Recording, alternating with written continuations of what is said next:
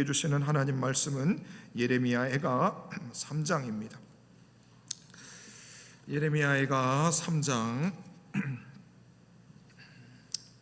22절과 23절의 말씀 보도록 하겠습니다.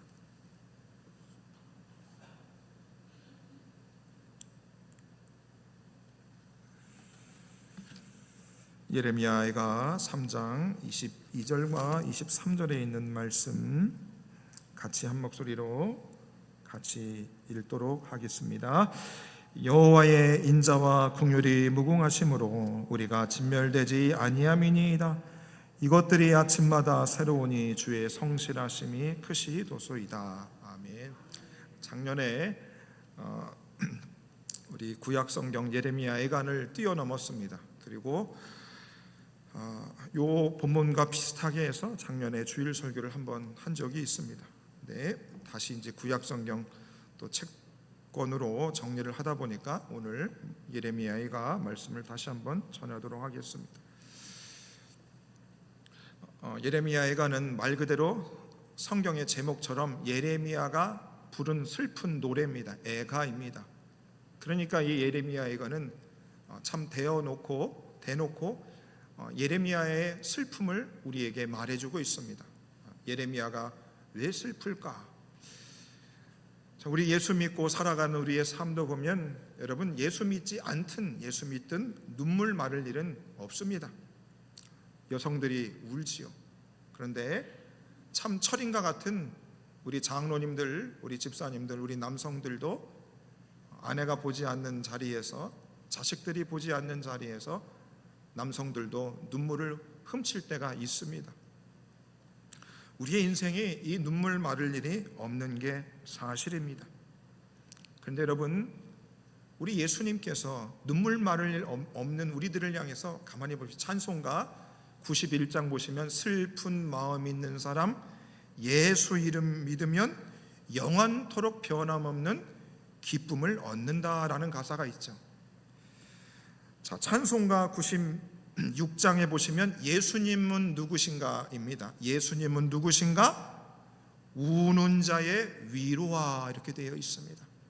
이 찬송을 작사한 그 찬송의 작사자도 잘 알고 있었던 것 같습니다. 예수님은 누구인가? 우리에게 능력을 주는 것, 우리의 길 인생을 형통케 하는 것 이전에 뭐예요? 모든 인생에 뭐예요?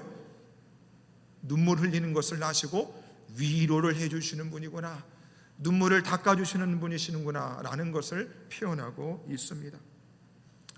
팔복 중에 애통하는 자는 복이 있나니 저들이 위로를 받을 것이요 그럽니다. 제가 아는 목사님이 페이스북에 글을 하나 올렸는데 그분이 쓰신 것인지 어디서 옮겨온 건지 모르지만 팔복에 보시면 심령이 가난한 자는 복이 있나니 저들이 천국이 그들의 것이며 해서 쭉 8가지가 나오지만 그분이 페이스북에 올린 팔복에 보시면 슬퍼하는 자는 복이 있나니 저들이 울 것이요, 슬퍼하는 자는 복이 있나니 저들이 울 것이요, 모든 팔복의 내용들을 다 슬퍼하는 자로 바꾸어 버렸습니다. 애통하는 자로 바꾸어 버렸어요. 여러분 잘 보세요. 예수 믿기 전에는 인생살이가 힘들어서 울고, 예수 믿고 나서는 예수님 때문에 내가 죄인이었던 우리가 구원받아서 기뻐서 울기도 하지만 십자가 지는 것이 힘들고 또 예수 믿어 환난 핍박 얻는 것이 힘들어서 눈물을 흘리는 겁니다. 그래서 슬퍼하는 자는 복이 있나니 애통하는 자는 복이 있나니 그렇게 아마 팔복을 모든 슬퍼하는 자, 애통하는 자로 그분이 바꾸지 않았나 생각했습니다. 굉장히 공감이 됐습니다. 여러분 교회에 오시면 여러분들의 슬픔과 눈물을 우리 예수님이 닦아주십니까? 여러분 일주일에 한번 교회 나오셔서 여러분 눈물 마를 날을 우리 없는 인생에 여러분 교회 나오면 예수님이 여러분들의 눈물 닦아주시는 것을 여러분 경험하십니까? 교회 나오는데 그런 것도 없으면 어떻게 해요? 목사도 마찬가지죠. 교회 앞에 나오고 예배 자리에 설 때마다, 강단에 설 때마다 하나님께서 주시는 위로와 꼭 내 눈물을 닦아주시는 경험들이 있으면 여러분 지겨울 일이 없겠지요. 참 감사하겠지요. 네. 그래서 강단에 서는 것이 기쁨이 되고 참 너무나 감격스럽지 않겠습니까? 바로 오늘 예레미야 애가의 말씀을 보시면 이스라엘의 범죄함으로 인하여 결국 나라는 망했습니다. 그 나라를 바라보면서 선지자였던 예레미야가 우는 겁니다. 예레미야가 우는 것이 아니고 하나님이 우는 겁니다. 하나님이 그렇게 슬퍼하는 것을 예레미야가 눈물 흘리는 것을 통해서 이스라엘 백성들이 보기를 바라셨던 것이죠. 우리 하나님께서 우리들이 이렇게 예배 드리는 것 참 기뻐하실 것입니다. 정말 기뻐하실 것입니다. 그리고 우리 하나님이 분명히 너희들이 참 잘하고 있구나, 참 잘 참고 있구나, 그리고 하나님이 고마움의 눈물, 감사의 눈물을 우리 에덴 공동체를 향해서 흘리고 계실 것입니다. 그래서 오늘 이 예레미야 애가의 말씀 1장부터 5장까지 되어 있는데 참 짜임새 있게 성경이 기록되어져 있습니다. 자, 그러면 예레미야는 왜 울 수밖에 없었는가? 왜 울 수밖에 없었는가? 여러분, 우리가 울었던 시간들을 잘 생각해 보세요. 내가 왜 울었는가? 그런데 기뻐서 울기보다는 억울하고 슬프고 힘들어서 울 때가 훨씬 더 많았습니다. 오늘 예레미야는 왜 울고 있는가? 그것은 이스라엘이 범죄함으로 인하여 심판받아 모든 것이 황폐해지는 것 때문에 그는 눈물을 흘리고 있었습니다. 자, 예레미야의 눈물 흘리는 것을 통해서 하나님이 저와 여러분들에게 주시고자 하는 메시지는 뭐는가? 너희들이 하나님의 말씀에 범죄하면 너희들은 심판을 받는다. 그로 인하여 너희들의 영혼이 황폐해지고 너희들의 삶이 곤고해져서 너희들은 눈물 흘릴 수밖에 없다라는 것을 우리에게 가르쳐 주시고 있는 것입니다. 죄는 반드시 심판을 받는다. 가슴을 치고 땅을 치고 후회할 눈물을 흘리게 될 것이다. 한 번의 범죄함으로 인하여. 예레미야가 1장 5절에 보면 이렇게 말씀합니다. 그의 대적들이 머리가 되고 그의 원수들이 형통함은 그의 죄가 많음으로 여호와께서 그를 곤고하게 하셨습니다. 그들이 죄가 많음으로 하나님이 그들에게 심판을 받게 하셨다. 그들은 고국을 잃어버리고 그들의 터전을 잃어버려서 눈물 흘릴 수밖에 없구나, 곤고하게 되었다라고 하는 것입니다. 1장 8절에 보시면 예루살렘이 크게 범죄함으로 조소거리가 되었다. 홀싹 망했다. 눈물을 흘리죠. 그래서 사람들이 죄를 짓고 자신의 망한 것을 보여주기 싫어서 사람들은 애써 눈물 흘리기를 원하지 않습니다. 어떻게 해서든지 눈물 흘리는 것을 감추려 하고 있죠. 그렇죠.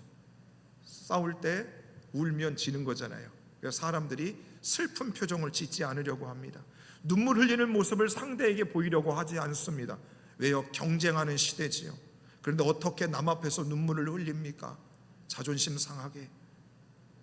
그런데 하나님은 그러죠. 죄를 지으면 반드시 너희들은 그 죄에 대한 심판으로 눈물 흘릴 수밖에 없다는 것입니다. 눈물 흘릴 수밖에 없다. 여러분, 우리가 다 죄를 지어서 알죠. 죄를 지으면 하나님이 싫어하시고 그 죄로 인한 죄의 형벌로 인해서 우리가 다 공고해 본 적이 있습니다. 눈물 흘리죠. 후회스럽죠. 하나님, 다시는 나 죄 안 짓겠습니다. 그 눈물을 우리가 많이들 흘립니다. 많이 흘려요. 자, 죄를 지으면 어떻게 되는가? 심판이 임하게 되죠. 그리고 눈물 흘릴 일이 너무나 많습니다. 괴로움의 눈물입니다. 절망의 눈물만 흘리는 겁니다. 예레미야 5장 25절에 보면 이렇게 말합니다. 너희 허물이 이런 일들을 물리쳤고 너희 죄가 너희에게 오는 좋은 것을 막았다. 너희 죄가 너희에게 오는 좋은 것을 막아버렸다 말씀하고 있습니다. 여러분, 하나님은 우리에게 복을 주시는데 어떻게 해요? 우리가 섬기는 교회 공동체를 통해서 복을 주시는 것입니다. 자, 그 하나님이 우리에게 복을 주시는데 어떻게 해요? 그 하나님의 좋은 복이 우리에게 오는데 죄가 그것을 막아버리는 겁니다. 죄가 하나님의 축복이 오는 것을 막아버리게 되는 것입니다. 그래서 여러분, 우리 모두가 잘해야 합니다. 저와 여러분이 먼저 하나님 앞에 잘해야 해요. 범죄하지 않아야 되죠. 그리고 서로 형제 자매끼리 우리가 죄를 범하면 안 됩니다. 왜요? 하나님의 좋은 것이 막혀버린다니까요. 그러니까 나만 아무렇지 않게 그냥 신앙생활 하는 건 다른 형제의 복을 받는 것을 막는 길이 되는 겁니다. 여러분, 세상에서 내 가는 앞길을 막아버리면 세상은 어떻게 합니까? 칼로 베어버리든가 총으로 쏴버리죠. 내 인생에 무슨 걸림돌이하고 다 치워버립니다. 그런데 여러분, 특히나 이 영적인 공동체, 교회 공동체의 하나님의 축복은 항상 열려져 있는데, 그것을 가로막는 것은 무엇이다? 죄가 가로막는 것입니다. 그래서 여러분, 교회가 잘 안 되면 여러분들의 인생도 잘 될 수 없는 겁니다. 어떻게 생각하세요? 교회가 잘 돼야 여러분들의 영혼도 잘 되는 겁니다. 여러분, 이게 동의가 되세요? 목사님, 교회는 잘 안 돼도 나는 인생이 괜찮던데? 그러면 여러분의 신앙을 잘 점검해 보셔야 됩니다.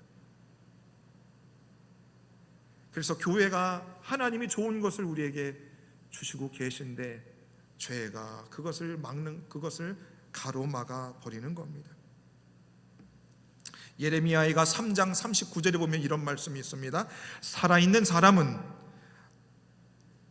자기 죄들 때문에 벌을 받나니 어찌 원망하랴 그럽니다. 뭐라고요? 살아있는 사람은 자기 죄들 때문에 벌을 받나니 어찌 원망하랴.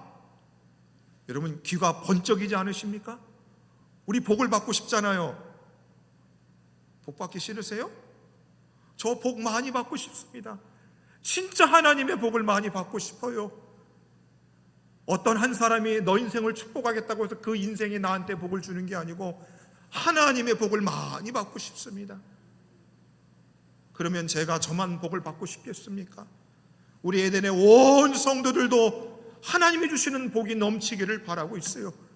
그래서 그것을 이기적으로 나만 쓰지 않고 이웃에게 나누어줄 수 있는 그런 사람들, 얼마나 여러분 이 어려운 시대에 귀한 모습이지 않겠습니까? 살아있는 사람은 자기들의 죄들 때문에 벌을 받는 것입니다. 어찌 원망할 수 있겠습니까? 그래서 여러분, 예레미야에가는 이스라엘 백성들로 하여금 예레미야를 통해서 백성들에게 알려주는 겁니다. 너희들이 왜 그렇게 슬프면서 눈물 흘리는 줄 아니? 그것은 바로 너희들이 저지른 죄에 대한 심판이야.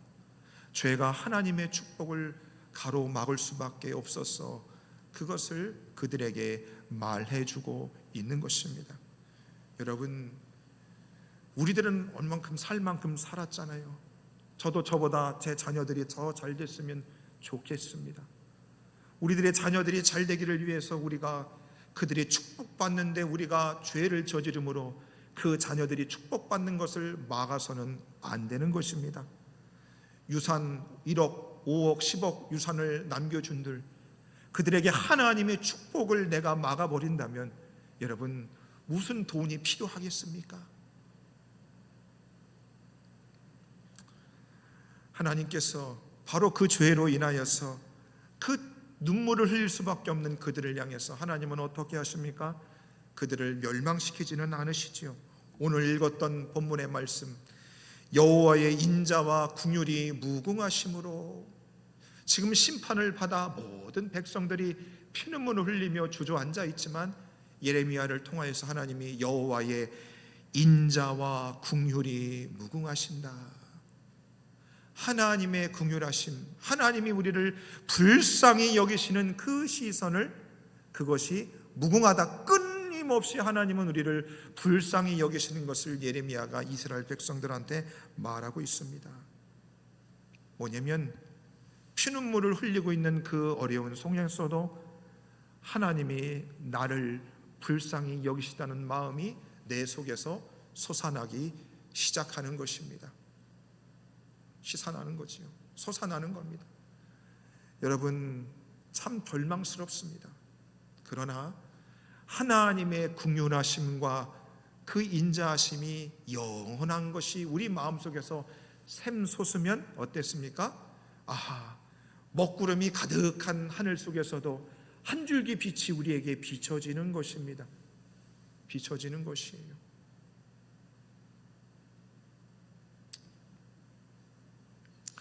예레미야가 3장에 보시면 이는 주께서 영원토록 버리지 아니하실 것이며, 예레미야가 그렇게 고백하기 시작합니다. 영원토록 하나님이 우리를 버리지는 않을 것이다. 왜요? 여호와의 인자와 긍휼이 무궁하시기 때문인 것입니다. 여러분, 우리 교회가 더 이상 바닥으로 내려갈 곳은 없습니다. 왜요?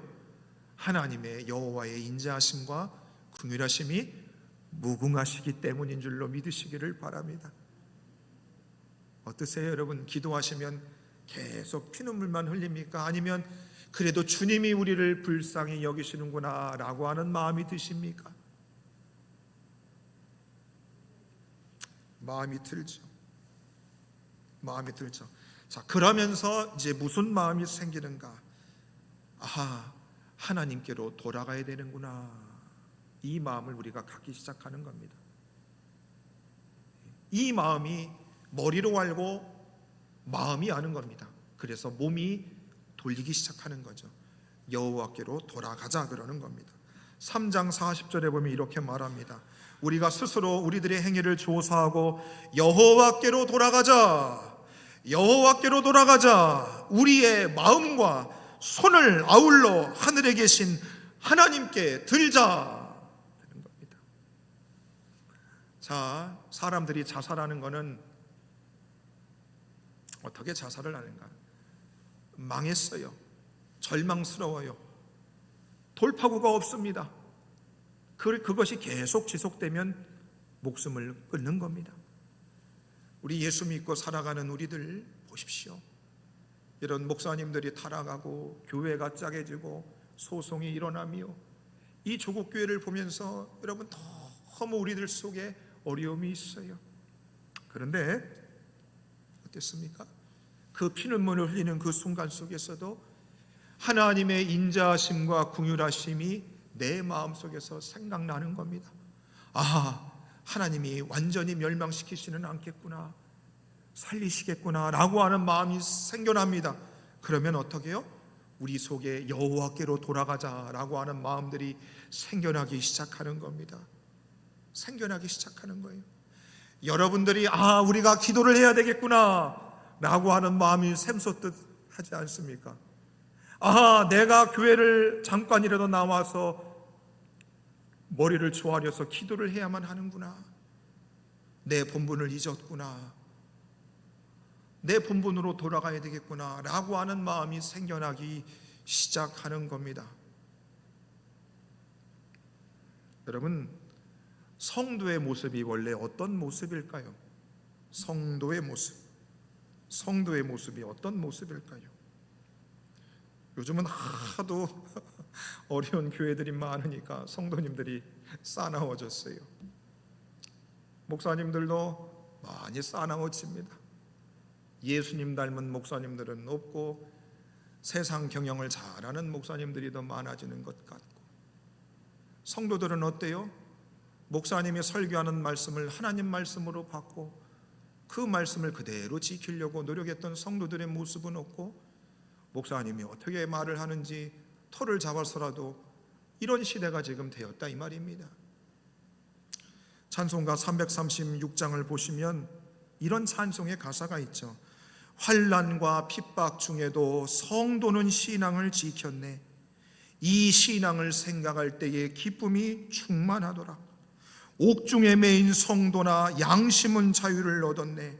우리도 고난을 받으면 죽어도 영광이 되도다. 성도의 신앙을 본받아 원수도 사랑하겠네. 인자한 언어 행실로 이 신앙 전파하리라. 여러분, 이게 성도의 모습입니다. 이게 성도의 모습이라고요.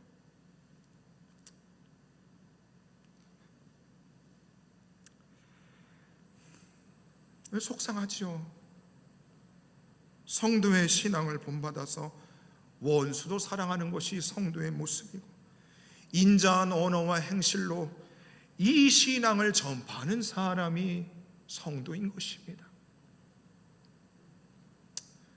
바로 예레미야가 이스라엘을 통해 그들에게 여호와의 인자와 긍휼이 무궁하심을 발견하고, 우리가 다시 성도의 모습을 찾을 수 있겠구나, 우리가 다시 목사의 본연의 모습을 찾을 수 있겠구나, 여호와의 인자와 긍휼하심이 있기 때문에, 하나님이 불쌍히 여기시기 때문에 그것이 가능할 수 있겠구나, 그 고백을 하기 시작하는 것입니다. 여호와께로 돌아가자, 우리 다 같이 돌아가야 하자, 이 이야기들을 이제 하나 둘 하기 시작하는 것입니다. 우리 사랑하는 에덴 교회 성도 여러분, 우리 성도들 이름 속에 우리가 본연의 모습으로 돌아가자, 우리 옛날에 우리 교회 전도회 회장, 권사회 회장, 장로님들, 권사님들, 우리가 이렇게 하지 않았느냐, 그 본연의 모습이 계속해서 다시 되살아날 수 있는 그런 교회가 되기를 바라겠습니다.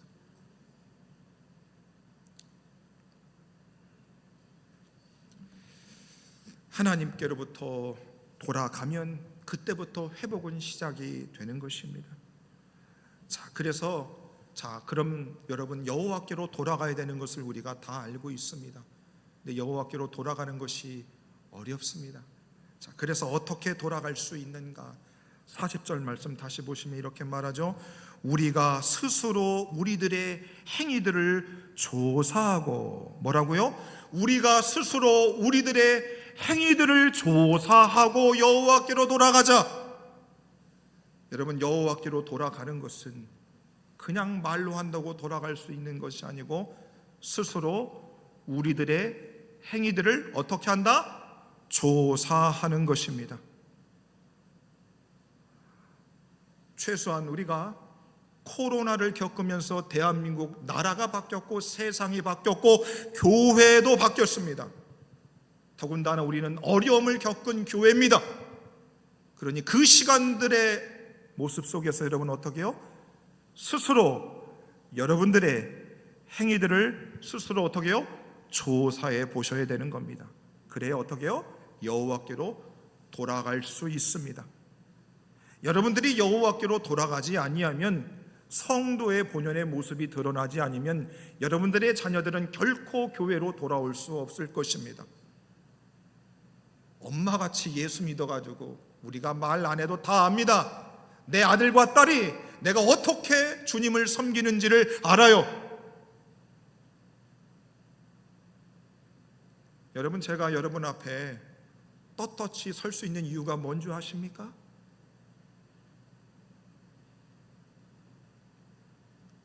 그래도 주님 주신 양심을 따라 이 교회를 향한 좋은 마음을 가지고 목회하는 것을 여러분들이 알기 때문에 제가 당당한 겁니다. 그러지 않겠어요? 안 그래 보이세요? 여러분들의 눈이 얼마나 매서운 줄 아십니까? 레이저들이 다 나와요. 여러분들이 쏘아버리면 다 태워져 없어져 될 판입니다. 쏴보십시오. 저도 주님 옷자락 붙들고 서 있는 겁니다. 우리들의 행위들을 스스로 조사하는 겁니다. 남이 너 죄 있어, 그것은 여호와께로 돌아가는, 그거를 받기에는 어려움이 있습니다. 어떻게 해요? 스스로 나 자신의 행위들을 조사하셔야 됩니다. 여러분, 그렇게 하고 계세요? 하고 계시냐고요, 여러분? 스스로 조사하시냐고요? 경찰 조사 한번 받아보셨습니까? 검찰 조사 한번 받아보셨어요? 조사버립니다. 여러분, 애들한테 가르치실 때 많이 했잖아요. 애들 그냥 조사버리잖아요. 이놈의 새끼 빨개 벗겨가지고 그냥 확, 너 나가 이놈아.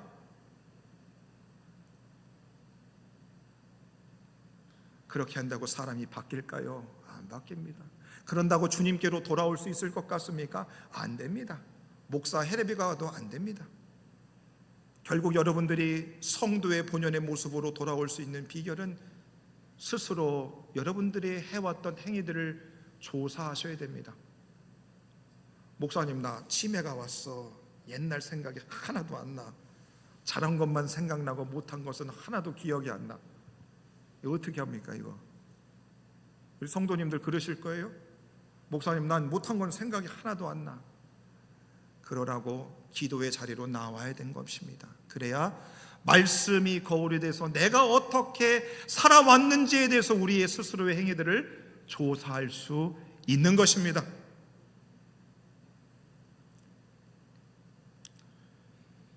스스로 자신들의 행위를 조사해야 그때 우리들은 여호와께로 돌아갈 수 있고 여러분의 인생도 회복이 되고 가정도 회복이 되고 교회도 회복이 되는 것입니다. 여러분 문제는 그럼 여러분들의 죄악들을 어떻게 해요? 선지자들이 목회자들이 드러나게 해줘야 되는 것입니다. 그렇죠? 자, 그런데 예레미야가 그때 당시에 어땠는가? 거기에 그때는 거짓 선지자들이 많았습니다. 그래서 거짓 선지자들이 어떻게 했냐면 그 백성들에게 어리석은 묵시를 보여줘서 그 이스라엘 백성들의 죄악을 드러나지 않게 해줬다는 것입니다. 여러분들 잘 신앙생활하고 있습니다. 거짓 선지자들이 그렇게 포장을 했다는 것이지요. 여러분 제가 설교하며 고민이 있어요. 여러분들이 지금 힘들게 살고 있거든요. 그 제 아내도 그래요. 성도님들한테 힘을 주는 말씀을 드려라, 위로해 주는 말씀을 드려라, 품에 안는 설교를 좀 해라 그럽니다. 저도 그러고 싶습니다. 그러면서도 고민스러운 거죠. 이대로는 여호와께 돌아갈 수 없고 이대로는 주님이 기뻐하심을 받을 수 없는데 이 고민이 반성이 있습니다. 너희들의 죄악을 드러내지 않게 거짓 선지자들이 강단에서 설교하는 거지요. 그런 겁니다. 그러니 성도들은 더 돌아올 길이 없는 거죠. 성도의 본연의 모습을 보일 길이 없는 것입니다. 자, 그랬더니 이스라엘 백성들이 듣고 이렇게 얘기합니다. 5장 19절에 보면 여호와여 우리를 주께로 돌이키소서. 여러분 때려 죽여도 안 돼요. 때려 죽여도 안 돼요. 자녀들도 말 들으라고 하면 그 들어요? 안 듣습니다. 스마트폰 그만 봐라. 그냥 봅니다. 화장 그만해라. 화장합니다. 안 됩니다. 우리가 여호와께로 돌아가자 다 말합니다. 안 됩니다. 그러니까 어떻게 해요? 여호와여 우리를 주께로 돌이키소서. 우리의 힘으로는 안 되니까 하나님 우리를 주님께로 돌이켜 주십시오. 그 기도를 해야 되는 겁니다. 여러분들 그 기도를 하셔야 우리가 사는 겁니다. 그래야 여러분 본래의 모습으로 돌아갈 수 있는 겁니다. 그래야 장로님들이 성도들에게 존경을 받고 권사님들이 성도들한테 존경을 받을 수 있는 겁니다. 주여 우리를 주께로 돌이켜 주십시오. 우리는 할 수가 없습니다. 이 마음으로 하나님 앞에 기도하지 않으면 안 된다니까요. 우리를 주께로 돌이키소서. 그리하시면 우리가 주께로 돌아가겠사오니. 이게 솔직한 우리의 고백이 되어야 되는 겁니다. 어떠세요? 여러분 그렇게 하나님 앞에 기도합니까? 주님 우리를 주님께로 돌이켜 주십시오. 우리의 실력은 형편이 없습니다. 형편이 없어요. 여러분 형편이 없습니다. 대통령 놓고 헌법재판관들 계속 변호사들이 얘기하죠. 그리 똑똑하면 뭐합니까? 형편들이 없어요. 형편들이 없다고요. 우리의 인생도 우리가 정말 성도로서 이 주님을 위한다고 한다면 주님 우리를 주께로 돌이켜 주십시오. 이 기도를 제일 많이 해야 하는 것입니다. 여러분 저는 여러분들을 제 능력으로 바꿀 능력이 없습니다. 아니 이미 부임 전부터 저는 알고 있었어요. 그래서 하나님 주님이 알아서 하십시오. 에덴교회 성도들은 알아서 하십시오. 내 능력으로는 방법이 없습니다. 하나님 알아서 하십시오. 이렇게 기도할 수밖에 없는 거죠. 그래서 우리의 기도 주여 우리를 주께로 돌이켜 주십시오 기도해야 하는 것입니다. 여러분 그렇게 우리가 주님 앞에 회개한다고 금방 회복될까요? 그렇지 않습니다. 그렇지 않아요. 그렇지 않습니다. 한 번에 회복되지 않습니다. 자, 3장 55절에 보면 이렇게 말씀이 있습니다. 여호와여, 내가 심히 깊은 구덩이에서 주의 이름을 불렀나이다. 주께서 이미 나의 음성을 들으셨으므로 이제 나의 탄식과 부르짖음에 주의 귀를 가리지 마옵소서. 그가 기도합니다. 그리고 나서 어떻게 해요? 회복이 바로 찾아오지 않고 3장 26절에 이렇게 말합니다. 사람이 여호와의 구원을 바라고 잠잠히 기다림이 좋도다. 얘들아, 니들이 두 손 들고 여호와여, 우리가 잘못했으니까 우리를 회복해 달라고 기도하지 한 번에 회복되지 않아. 뭐요? 여호와의 구원을 기다리고 잠잠히 기다리는 것이 좋다는 것입니다. 잠잠히 여호와의 구원을 바라고 기다려셔야 하는 것입니다. 여러분, 얼마나 하나님을 기다리고 계십니까?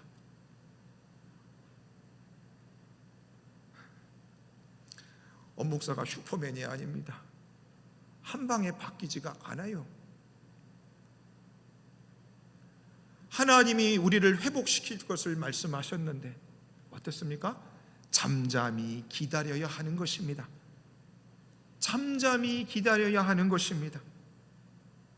회개 후에도, 여호와께로 돌아간 후에도 우리는 그곳에서 주님을 잠잠히 기다릴 수 있어야 하는 것입니다. 하나님의 때를 기다리며 끝까지 신뢰할 수 있어야 하는 것입니다. 사랑하는 에덴의 모든 성도님들이여, 주여, 이제 우리가 주님 앞에서 범죄하는 것을 멈추십시다. 그래야 하나님의 축복이 우리에게 계속 임할 것입니다. 그 축복을 우리가 받기 위해서 우리 여호와께로 돌아가십시다.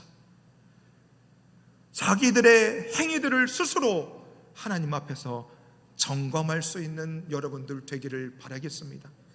그 점검함을 통하여 내 힘으로는 돌아갈 수 없음을 알고 주여, 우리를 주께로 돌이켜 주십시오 라고 기도하시고 하나님이 우리를 온전히 회복하실 것을 잠잠히 기다릴 수 있는 저와 여러분들 되시기를 주님의 이름으로 간절히 축원해 드립니다.